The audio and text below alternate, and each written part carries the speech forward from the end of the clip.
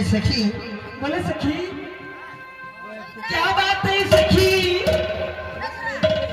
मैं एक वचन तुम्हें सारी सखी से कहने के लिए चाहती हूँ।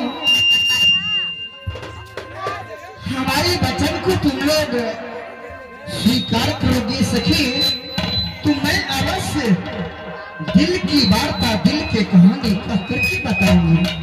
आप तो शिकारी सारी जितनी बात दिल की है आपकी कहकर तो सुनाए, हम लोग अवश्य पालन करेंगे।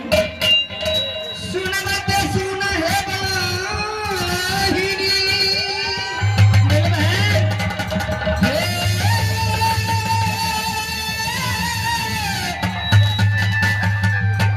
मधुर दिल के बात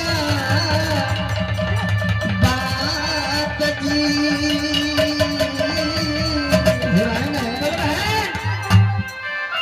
हमारे बचन के सहोदरी ललमोहनी हीरा मन सुगनी, अरे करवना स्वीकार।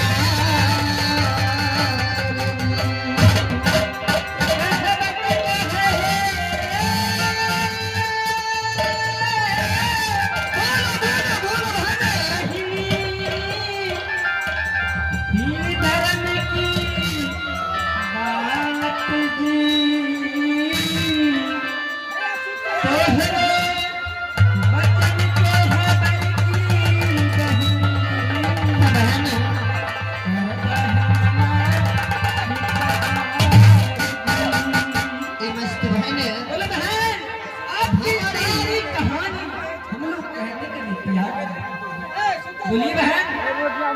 अरे सखी, हमारे वचन को तुम इन सातों से सखी मिल करके स्वयं मानने के लिए स्वयं तैयार है सखी, तो ठीक है बहन, मैं कह करके बताती हूँ। अरे सखी, हम लोग कहाँ की रहने वाली? इंद्रपुरी इंद्रासन की सखी। सखी इंद्रासन की परिव बन करके नित्य दिन इंद्रासन पहुंच करके टाइम से बाबा इंद्र शरण में जाकर की पूजा करती हूँ सखी। सखी इंद्रासन में नाच गान करती हूँ नित्य दिन बाबा इंद्र का इंद्रासन में दिल खुश रखती हूँ सखी। आज मेरी यही परिणाम है, क्या बहन? पूजा करने की टाइम हो चुकी है सखी। सारे सखी मिल करके इंद्रासन को रास्ता पकड़ो सखी, चलो इंद्रासन बाबा इंद्र का चरण में जाकर के पूजा पाठ, पान प्रसाद जल फूल से अर्पण पूजा करेंगे सखी। इंद्रासन में मृत नाच गान करते हुए बाबा से आशीर्वाद लेकर के इकरार अपना अपना घर गिरने को वापस चलेंगे सखी। तुम लोग को क्या सम्मत, क्या विचार, क्या सलाह है सखी? अपना अपना विचार दो बहन। अरे बहन, आप तो जानते हैं कि जो भी काम आप करते हैं आपके पीछे मैं नहीं हटती हूँ, और जितनी सारी सखियां हैं मैं उनसे विचार विमर्श करती हूँ बहन। और लोग की क्या राय विचार है? हाँ हाँ, शीघ्र करो, टाइम बहुत कम है सखी, टाइम हो रही है पूजा को। अरे बहन सुनो इधर,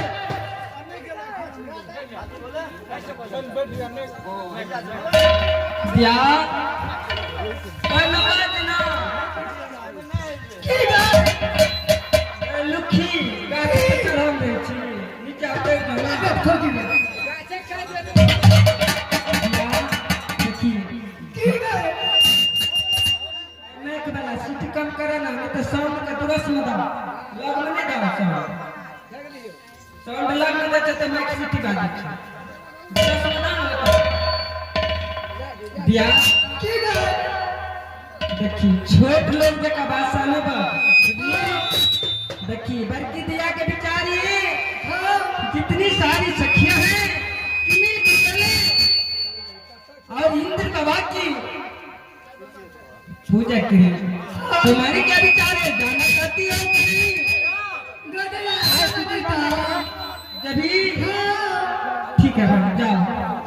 गदया छटकी। अरे बहन, बैठ खोती बैठ इंसान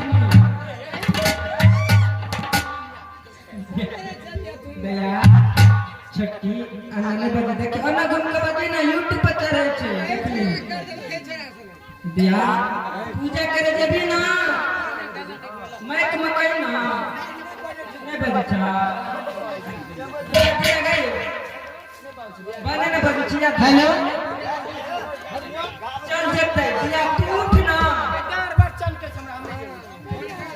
चल ना तोरा एती कहै छै ठंडा में ना कते छिए हेलो बाबा कते खाइ छै महिला सब देखू मिसरी आती आती माता का दावत तोरा की दिया करके दिया के विचार है बाबा इंद्र की पूजा करने के लिए गाने के लिए कि तुम्हारी क्या विचार है, जाओगे कि नहीं? नहीं, हमने जो पूजा के हम सामा खेला जो। अरे बाप रे बाप गए समय भोग ले सब लोग नहीं खेले भी। समय भोग ले खेल लिए एक मेरा यार खेल ले तो चल जा। साधे ने समय खेल लिए पूजा करे के लिए कोई विचार छै हाँ? पूजा करे जभी ना कथी कहली? वही कहले पूजा करे जभी ना के पूजा करे छै दैया। हाँ तोरे नहीं किसे कहल जाना है ना। कही ना की कहती तो पूजा कर के की है छै? भैया पूजा करे छी ना आइ काल्हि की कुमारी कन्या जते भी छै तनिक घर भेटे छै नीक बर भेटे छै। अगर पेट खा की बेटी हाँ नहीं घर तो घर और बाहर केहन है छै? बात कहियो ने देखले छी कन्या बाहर नहीं देखने छै दैया। देखी बार केहन छै देखली कन्या ने बाहर है छै गाय के बेटा का। नहीं बेटा ऐसा नमरो है छै हम करे वो बेटा का बाहर है छै। छोटका भेलो लोग कन्या देखी बड़का बढ़ैया बैठल छै। ओ सब बाहर है छिया। हाँ पिपरा ही कटियो अच्छा तब बुझ लियो पूजा करे त जब आ पूजा करे ला की सब मांगे छी बिया में? दिया पूजा करे के लिए या कहल जाते हे भगवान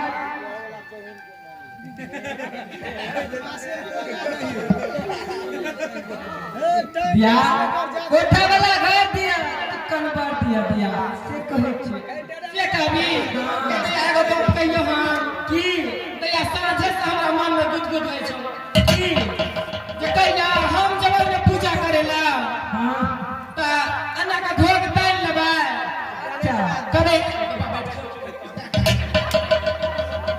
कैसे नहीं ना भाई देखी ना बोली ना की बोला तोरा मत रखती ने चले दिया ही मैं खिले हेलो कबे हे इंद्र बाबा हाँ हमरा इपुर बाबा से बियाह भ जेतै त हम 5 किलो लारू चढ़ेबा।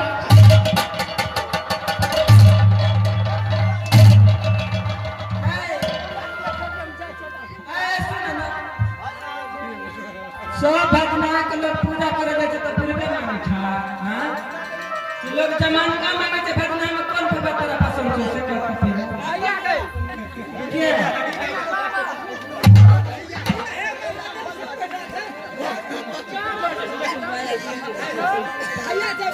हेलो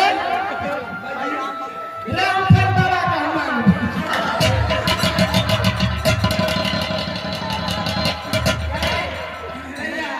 आई बाबा में की रस छै छोरा में की रस नहीं छै